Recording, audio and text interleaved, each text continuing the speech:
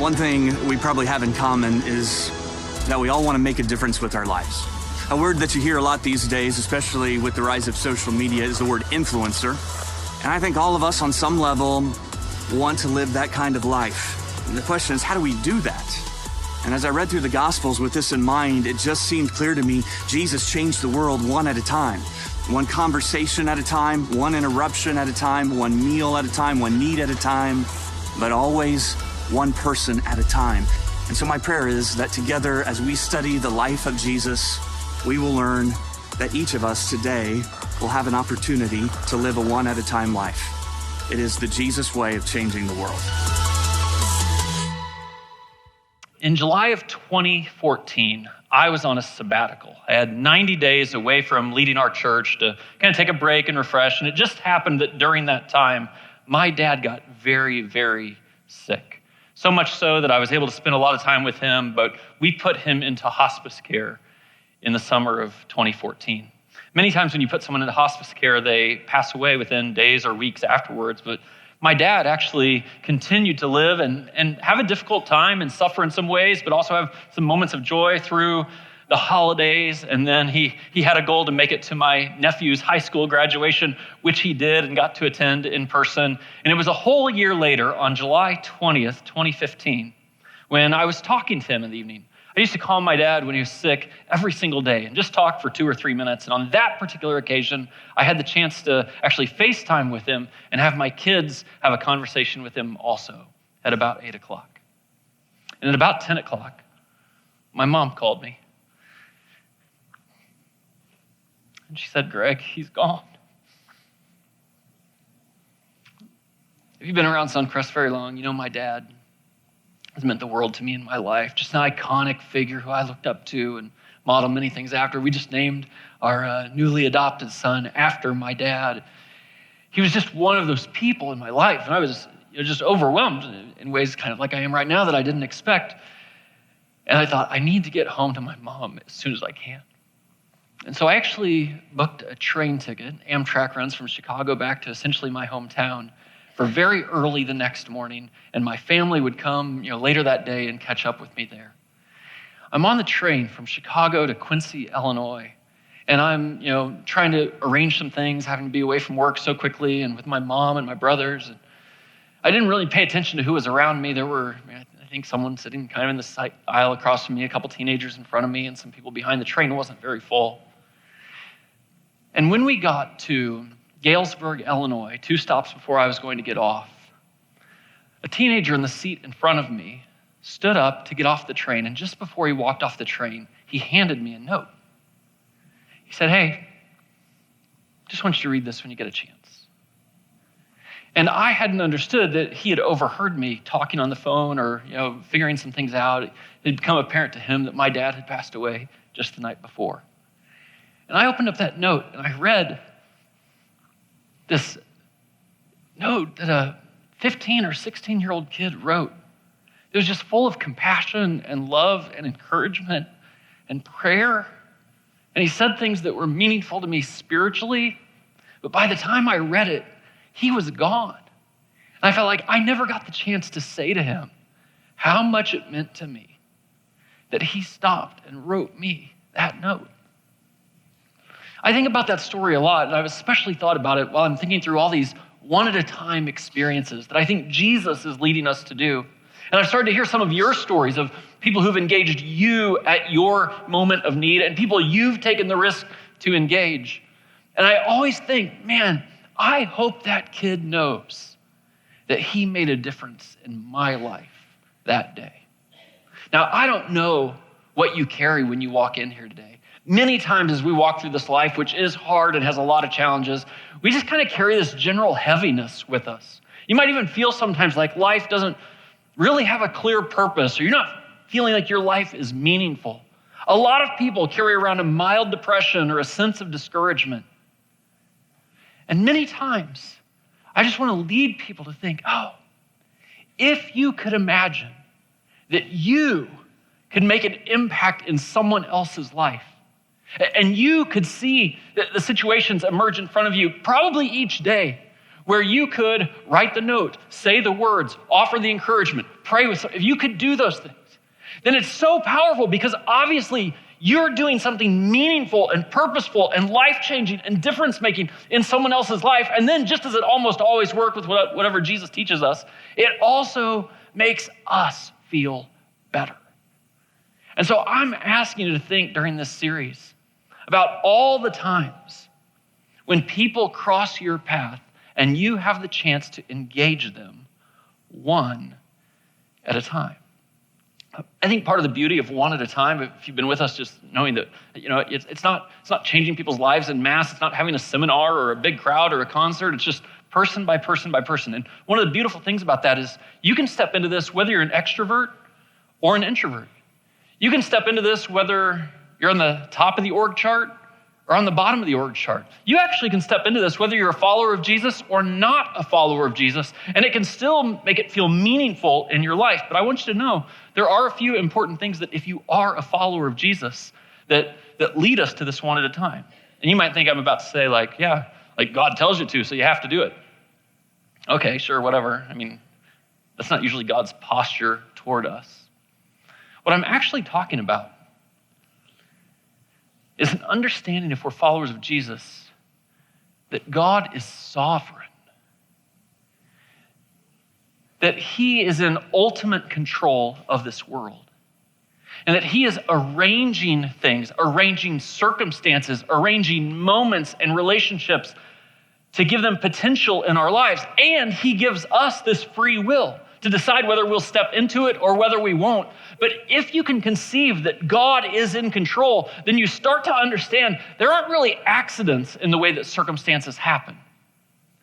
The idea behind this series behind this week is the idea of intersections. That you're crossing paths with people who you might want to impact one at a time. And what I want you to capture is that when you cross people's paths, it's not random.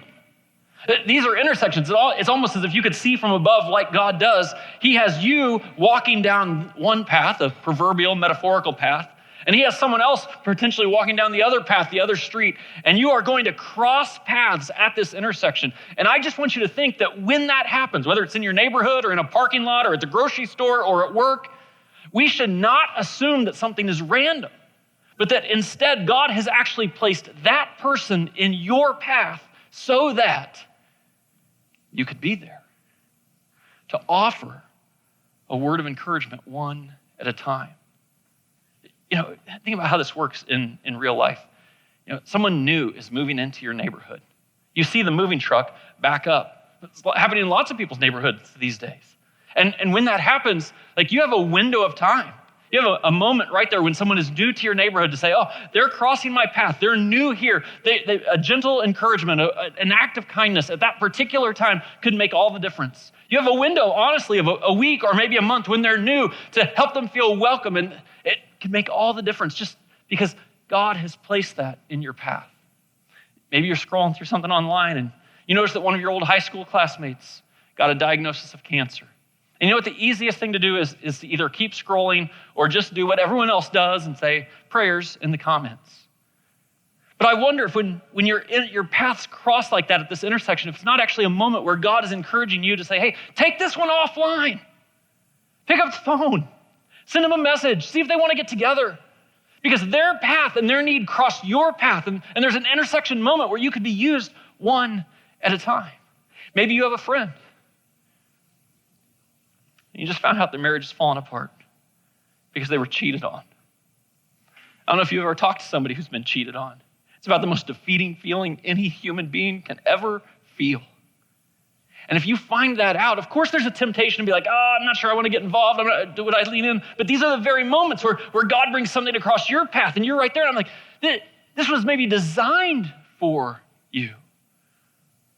You find out a relative of yours has lost their job. At that moment, a word of encouragement and strength, a prayer for them, a prayer with them, it makes all the difference. And I want us to embrace that if we believe in this God who is sovereign, that he is arranging at times for people and situations to come across our path. They're going to intersect and it will really matter. And the pivotal decision is, do I lean in or do I lean out? And listen, I get it, the temptation to lean out. I was actually talking to someone that I respect today, and we're talking about, kind of the difficulty with, going through life and seeing things, but we're busy and have all these things going on. I'm going to read to you exactly what this person said. She said, "Sometimes I catch myself avoiding certain people, like thinking, don't make eye contact." Surely none of you have ever done that. No? No? Good. I'm glad you're all perfect. Or thinking, don't sit by me at the soccer game or at the concert or whatever.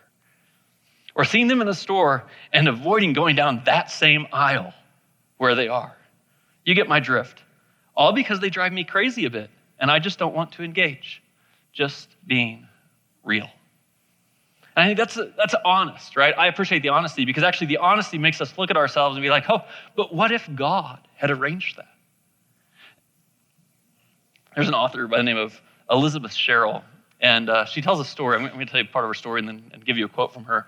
She was writing one day, and she was looking out the window in her backyard, and she noticed that in her backyard there was an animal. It was black and white, and it looked like it was wearing a yellow helmet. That's the way she describes it. She quickly understands this is actually a skunk, and it's not a yellow helmet. It is a yogurt container that someone has thrown away, right? So she's looking at it, and she thinks, oh, skunk's having a little trouble getting that off its head. Somebody should do something about that, right?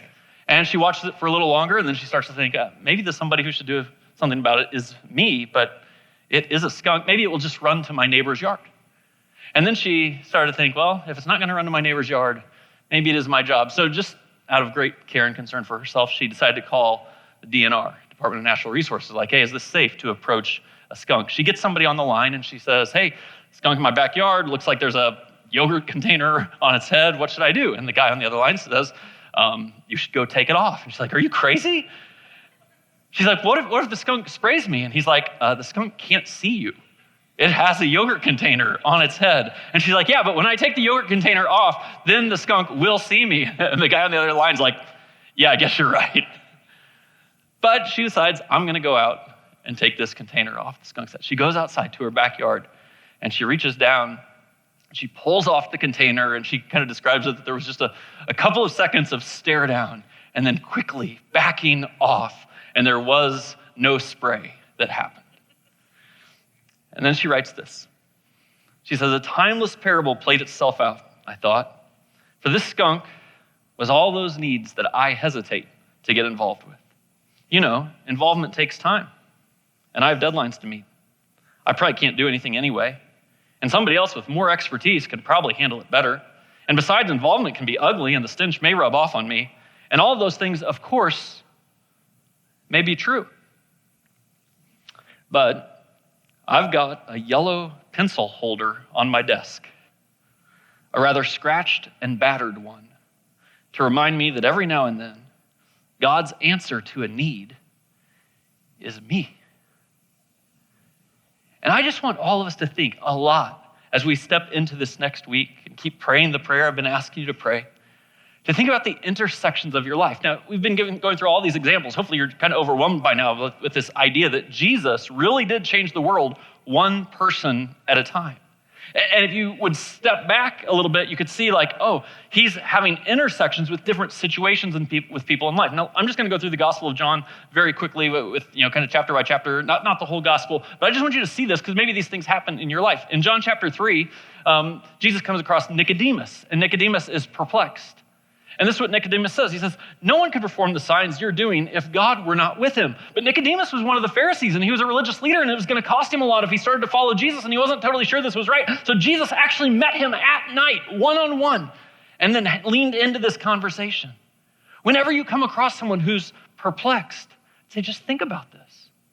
Our 3-year-old Davion just turned 4 actually on Monday, and he was opening some presents. This was actually last Christmas. 3 years old, opening presents, looks at it, has something, of course, that I'm supposed to put together. And as I'm trying to put it together and I can't quite figure it out, I'm like, hey, buddy. I said, I can't quite figure it out. And Davion looked at me, 3 years old, and he goes, it's a mystery.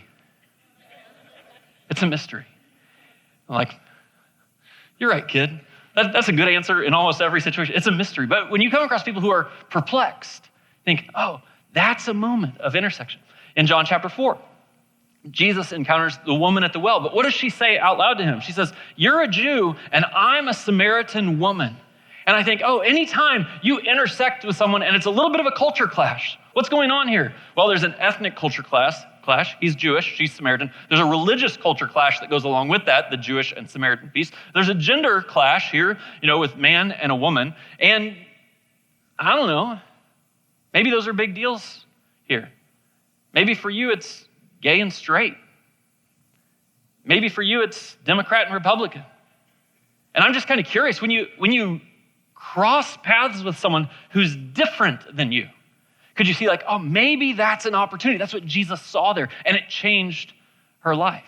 In John chapter 5, there's a story of hopelessness, actually. It's a man who has been lame for a very, very long time. And it's always fascinating to me, the words that Jesus says when he gets him one-on-one. That's what he asks. He says, "Do you want to get well?" Boy, what a powerful question. Because a lot of times when we're kind of in our low spots or we're struggling with something, we're actually kind of living in our own pity. And Jesus gives a challenge question. But man, if you could come to someone and just say, "Hey, do you want to get well?" There are answers out there. It's transforming. In John chapter 6, there's frustration. Jesus actually had lost lots of his followers at this stage. And he says to his disciples, he says, "You don't want to leave too, do you?" And I think, sometimes this is the intersection conversation. It's actually being willing to name out loud what needs to be named to get past a tough spot.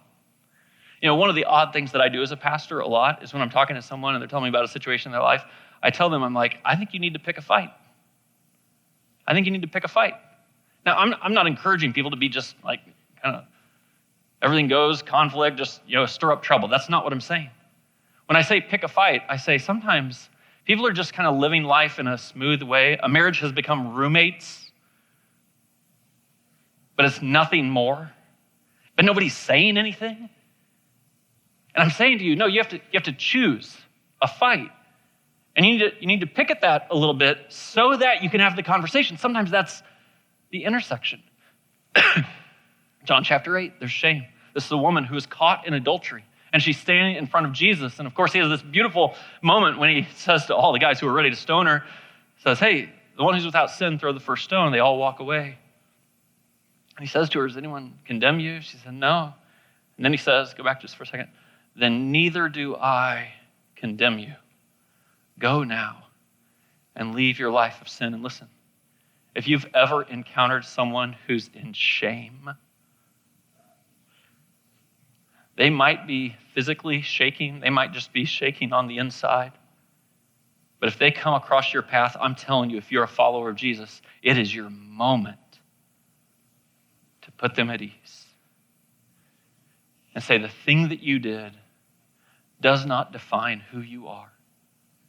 And there's second chances ahead. Someone needs you to say that to them. In John chapter 9, there's a misunderstanding. This is a misunderstanding about who God is. The question comes up with a man who was born blind. Who sinned? This man or his parents? That he was born blind. And this is so important because what Jesus does here is he doesn't let a misunderstanding about God just go. He's like, well, here's the moment. It came across me. I'm here. And I think this is so important. You live in the real world. You go to school and you go to work and you're in your neighborhood and people say all kinds of things about God. Sometimes it's followers of Jesus who say flippant things that they haven't really thought about that actually aren't true about God. And I think in those moments, there's an intersection there. And the question is, hey, would you speak up one at a time? Set someone free from the lie? That's what Jesus did here. From the lie that they just assumed was actually true about God. Have you ever heard someone say about some horrible thing that happened? Well, it must have been God's will. You ever hear somebody say that? You just stop them in their tracks. Say, no. Maybe you don't know this, but when Jesus taught us to pray, he asked us to pray that God's will would be done on earth as it is in heaven, because God's will is not always done. Not everything that happens is God's will. You ever heard somebody say, well, God won't give you more than you can handle? If you ever hear that, you should say, oh, hey, time out. Actually not true. The scriptures tell us that God will allow you to endure more than you can handle so that you would rely on a community around you and rely on him and not think that you have to handle it yourself. Sometimes you'll hear someone say, everything happens for a reason. I got a buddy who says, yeah, Sometimes the reason is you were stupid and made a dumb choice, right? Fair enough. Like, I'm just saying, there are moments that come and you don't know when they're going to come. You're just going through your path of life and something else is coming across. And in that moment, that pivotal moment, you have the chance to say something. So Jesus, of course, told lots of parables. And it's interesting, in Matthew chapter 13, he told 2 parables back to back. These aren't long story parables like a lot of his parables were. They're almost just metaphors or similes, just short sentences. And I want to read them both to you because I think they teach us something about the kingdom of God. Actually, Jesus tells us that they do.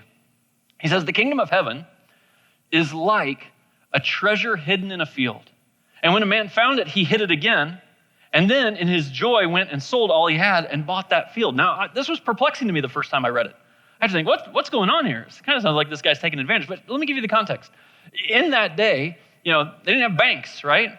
So let's say you were a guy and it was time for you to go off to war or you had to go off to do something else. What did you do with your treasure? You found a spot on your property and you would bury it and you would tell no one that it's there. And when you came back from war, hopefully you came back from war or from wherever you were, you could go and find it and that was fine. But of course, sometimes people wouldn't come back and buried treasure would remain in fields, maybe even for generations afterwards.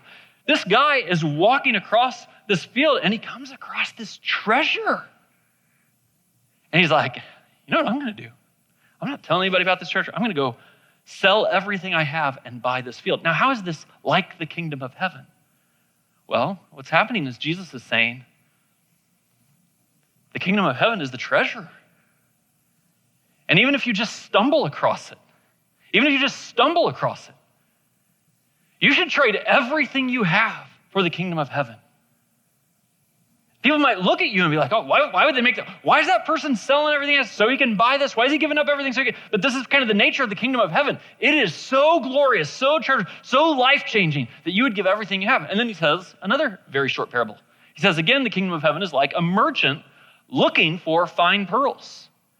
And when he found one of great value, he went away and sold everything he had and bought it.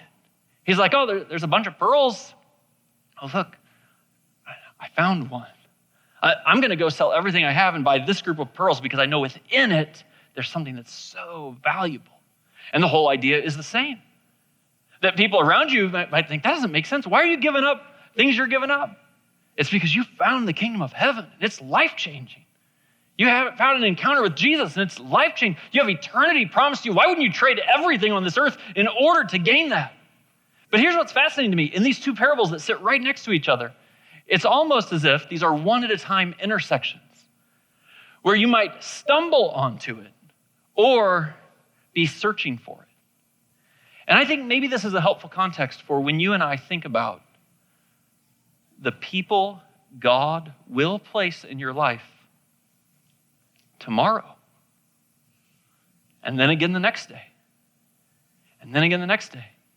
You might come across people who are searching for God, who are searching for answers, who are searching for, they're on a mission, they're trying to figure it out, and God's going to bring you into their path, and you, being a follower of Jesus, can help guide them into their next steps. Or it may not be like that at all. They might just be walking across the field, and they're going to stumble into an intersection with you at a meaningful moment of their life. And they weren't looking for it, but here we are. And so I think the way I want to finish this is to say, I've been a pastor for a long time now, and I see certain situations that tend to define these intersections. I just want to name 4 different situations that are pretty common intersections that we see people go into. And if you come across these this week, this month, for a lifetime, just think, oh, this is the speed bump. This is what was supposed to get my attention because God might want to use me in a one-at-a-time moment right here. First situation is new beginnings. Anytime someone is stepping into something new, a new phase of life, a new place, something, that's always a chance for you to be a person who comes and brings friendship and guidance and help. It's in various transitions of life where people are very open to someone helping them. And even if they're just transitioning in one area of life, like with a physical move across the state line, that they might be open to another transition of life, such as something new in faith and a new discovery. I read one of the most fascinating articles I've ever read as an employer myself over the last few years. And the idea was that a person's first day at work, when they're new in a job, their first day at work is 1 million times more memorable than their 10th day at work. It's their first day. They're going to walk in and they're going to remember everything about that day. And so a smart employer or a smart community of employees would say, I'm going to really focus on their first day. They're brand new. If they're befriended on their first day, if they have everything that they need on their first day, if they're resourced on their first day, it changes it. And if they're not, that of course makes its impact also. So whenever someone's on their first day of work, when someone moves into a new home, into a new neighborhood, it's the first experience, the first day of school, the first day of work, anything that's new.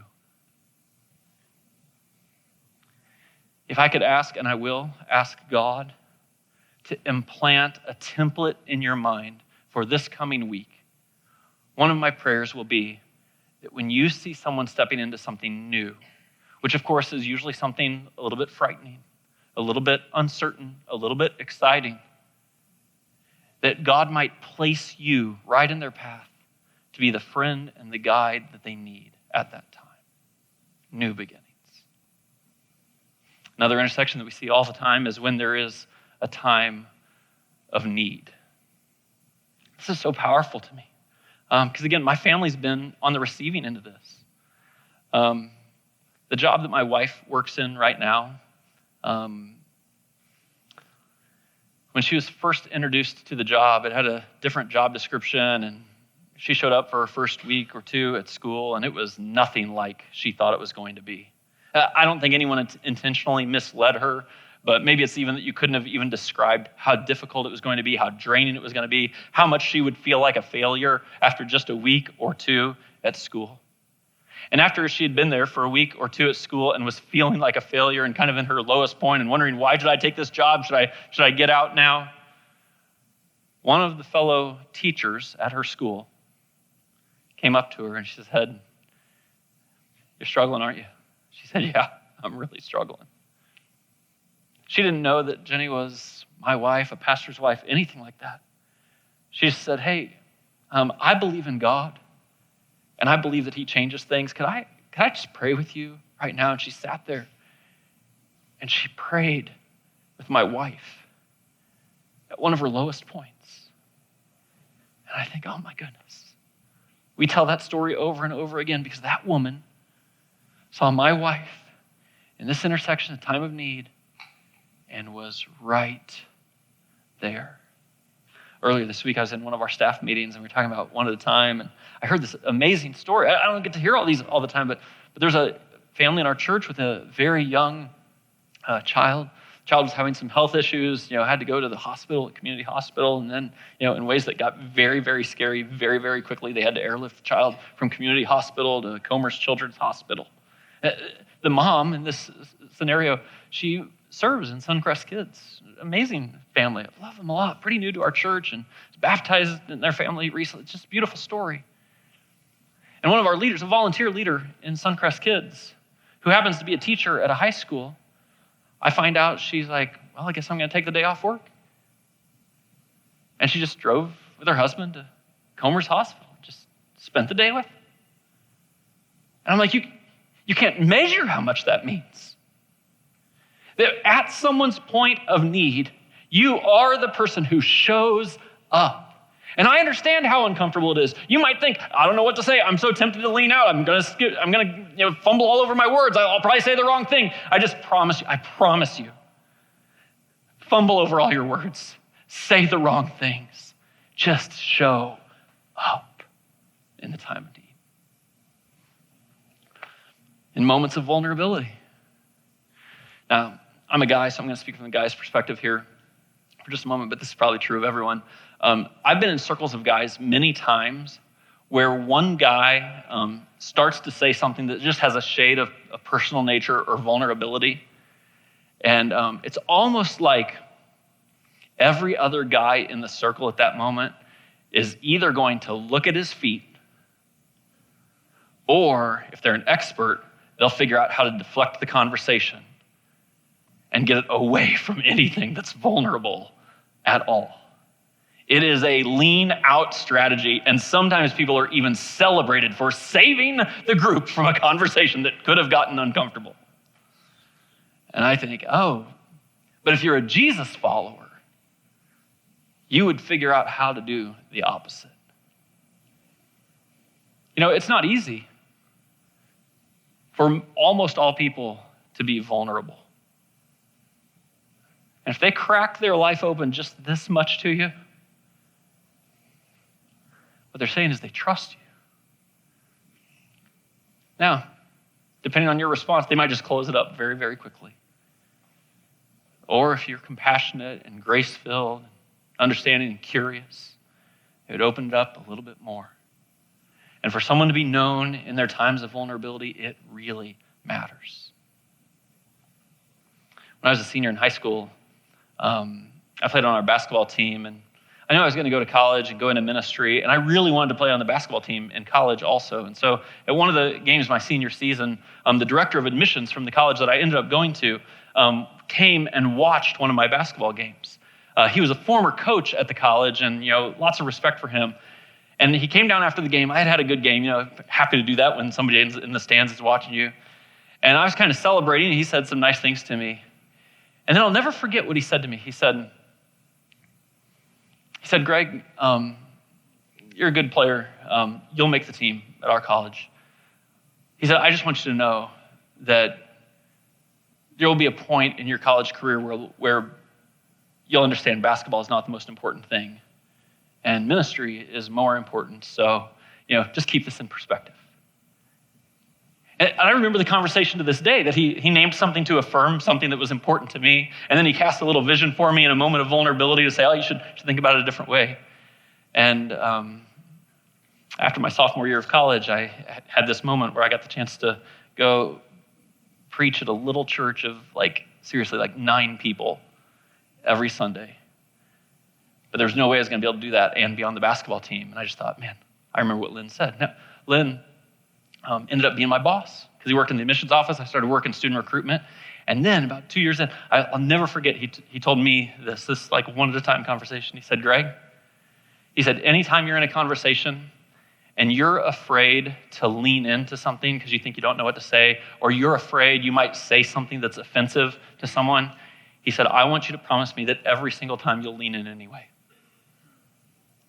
He said, now, honestly, sometimes you'll offend someone. Sometimes you'll ask something that's too personal. But that will be 1 out of 100 times. And 99 out of 100 times, if people just crack the door open about their life a little bit, they actually are inviting you to step into it.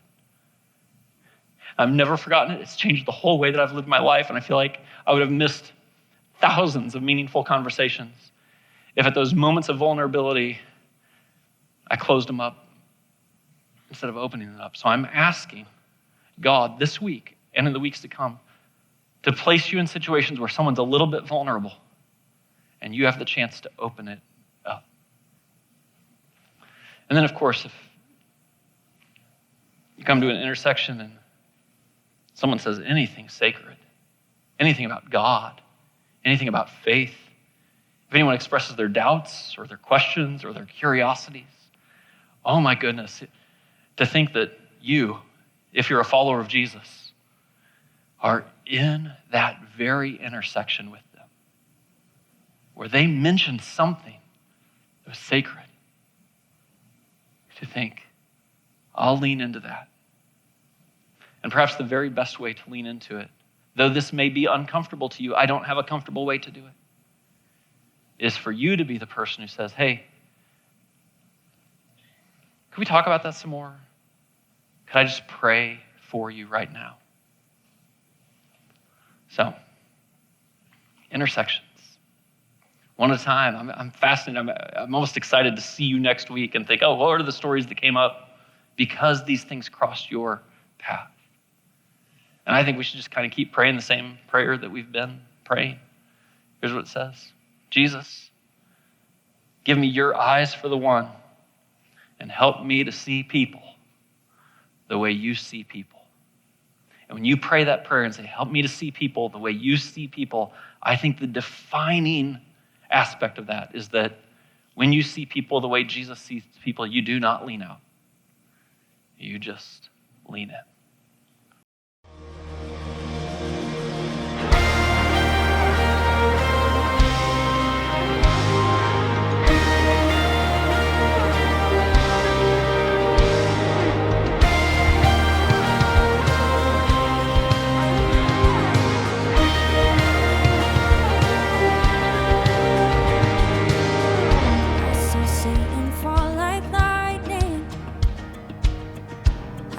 Darkness run for cover,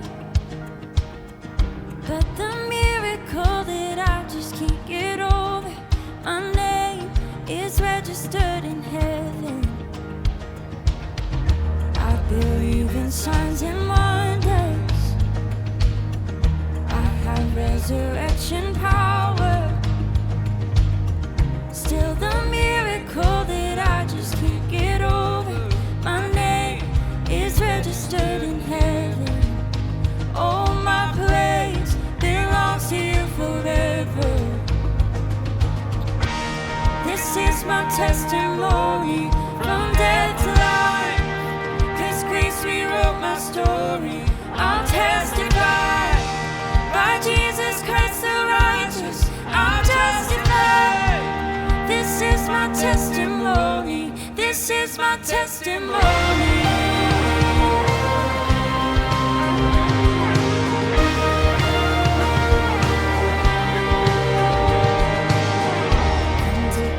Sons and daughters,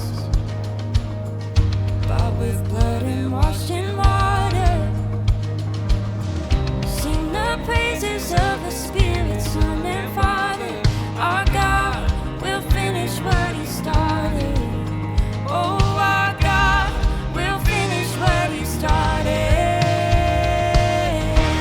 This is my testimony from death to life. 'Cause grace rewrote my story. I'll testify by Jesus Christ the righteous. I'll testify. This is my testimony. This is my testimony.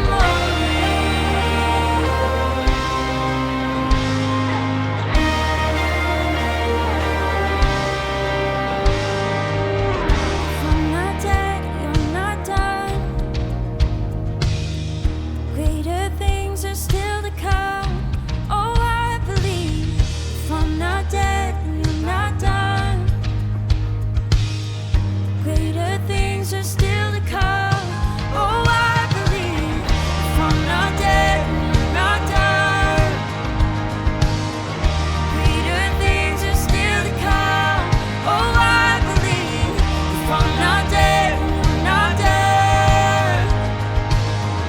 Greater things are still to come. Oh, I believe.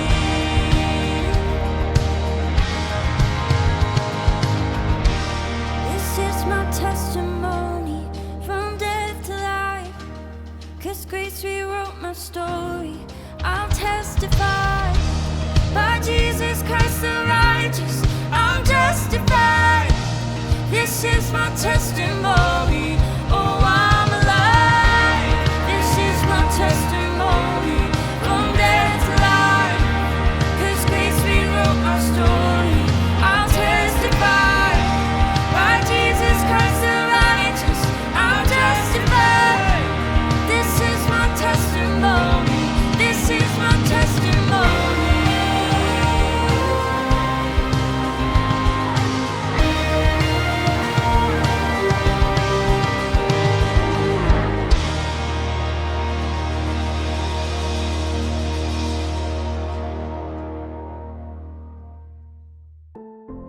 I hope that this has been a meaningful experience for you, even online. And I want you to know that every time that we get together, both online and in person, we include a time of communion. This is a moment for people who follow Jesus to look back on life and remember with gratitude all the amazing things that God has done, our need for God right now, and to look forward with hope, knowing that God is with us every step of the way. So now is the time to get some food and drink to represent Jesus' body and his blood that was broken and poured out for each and every one of us. And during that time, we're going to reflect together. If you don't follow Jesus, that's totally okay. I'm glad that you're checking out this video. Go ahead and use this time to reflect on what you've heard so far. And with that, let's focus on the love of Jesus together.